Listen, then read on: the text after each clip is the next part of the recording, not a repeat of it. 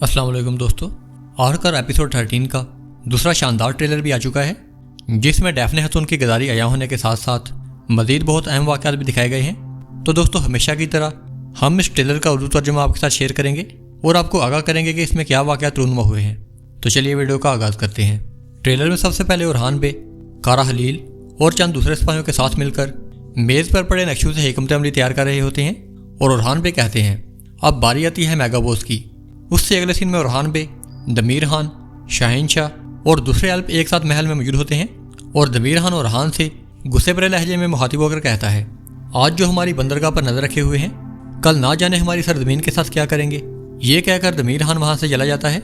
उसकी आंखों में आग के शोले और चेहरे पर गुस्से की सुर्खी फैली होती है। उसके बाद मंजर बदलता है और शाहीन शाह और दमीर खान एक साथ मौजूद होते हैं।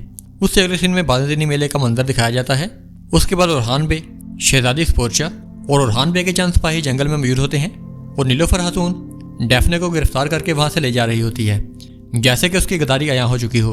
उससे अगले सीन में उरहान बे वो ताक के बाहर खड़ा कुछ सोच रहा होता है और दूसरी जानब आवची बे और शाहीन शाह एक साथ मौजूद होते हैं और आवची बे शाहीन शाह से मुखातिब होकर कहता है उरहान की तरफ से ये जुर्रत शुरू से ही वादे थी।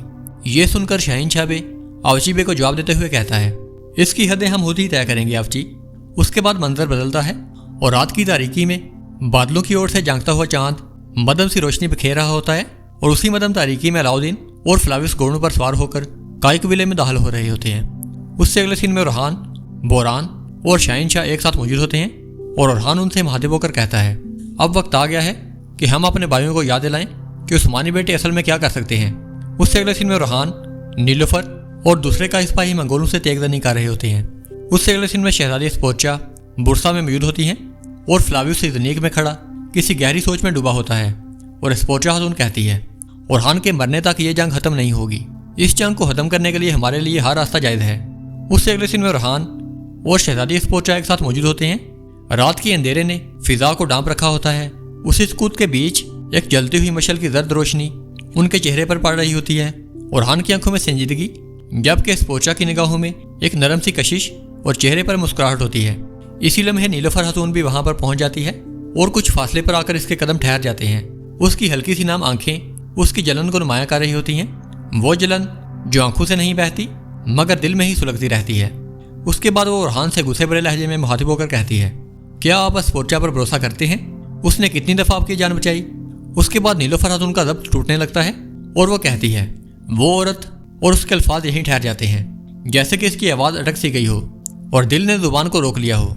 उसके बाद मंजर बदलता है और उरहान, शहजादी स्पोर्चा, नीलोफर और चंद दूसरे सिपाही कबीले में दाखिल होते हैं और उताक के बाहर खड़ी काई खवातीन ये मंजर देख रही होती हैं। उससे अगले सीन में अलाउद्दीन और फ्लाविस एक साथ मौजूद होते हैं और अलाउद्दीन फ्लाविस से मुखातिब होकर कहता है शादी होगी या नहीं ये सिर्फ सुल्तान ही बेहतर जानते हैं।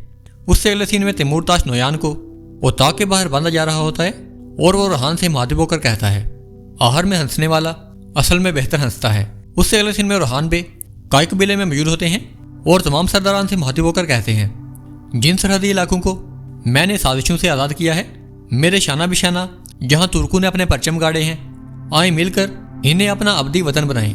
तो दोस्तों, कैसी लगी आपको ये वीडियो? अपनी राय का इजहार कमेंट सेक्शन में ज़रूर करें। वीडियो अच्छी और इन्फॉर्मेटिव लगी हो तो इसे लाइक करें और हमारे चैनल को सब्सक्राइब करें। मैं मिलूंगा आपको ऐसी ही एक नई वीडियो में।